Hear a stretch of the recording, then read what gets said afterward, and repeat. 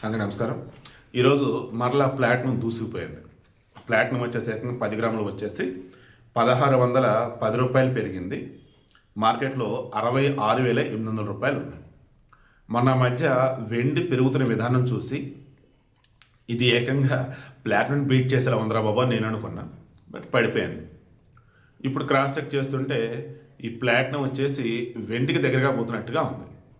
క్షమించాలి, ప్లాటినం వచ్చేసి బంగారానికి దగ్గరగా పోతున్నట్టుగా ఉంది. ఎందుకంటే రేట్ అరకం పెరుగుతుంది, డైలీ పెరుగుతుంది. ప్లాటినం అయితే ప్లాటినం కొనొచ్చా అని అంటున్నారు. మరలా చెప్తున్నా, అది వస్తువుగా కొనుక్కున్నప్పుడు మీరు ధరించినప్పుడు మీకు అది బాగుందా లేదా చూసుకోండి. ఊళ్ళలో చాలామందికి ప్లాటినం అంటే సిల్వర్ అనే అనుకుంటారు. అవసరమా చెప్పండి? సో మ్యాక్సిమం ప్లాటినం జోలికి పోవద్దని నేను చెప్తాను. సరే, సిల్వర్ కుదురుగా ఉంది. సేమ్ నిన్న ఎంత ఉంది, ఈరోజు అంతే. కేజీ 2,95,000. దెన్ బంగారు పడింది. అయితే దీనికి కొంతమంది రాసుకొచ్చినారు, పతనం తీసుకున్న బంగారం భయంకరంగా పడిపోతున్న బంగారం అండి. ఏమన్నా అరే పడింది ఎంత? 210 రూపాయలండి 10 గ్రాములకి. దానికి భారీ పతనమా?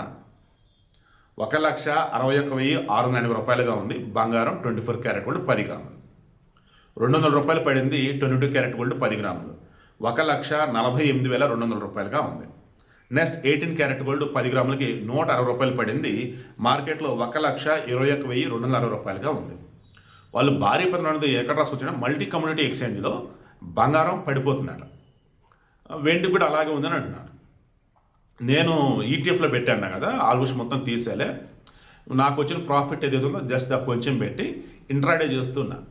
కొంచెం అటు ఇటుగానే తేడాగానే ఉంది. అంటే పెరగట్లా తగ్గట్లా అక్కడక్కడ కొట్టుకుంటా ఉంది. మా హస్తం ఒక 400 ప్రాఫిట్, 400 లాస్ తప్ప వేరేదైతే ఉంది.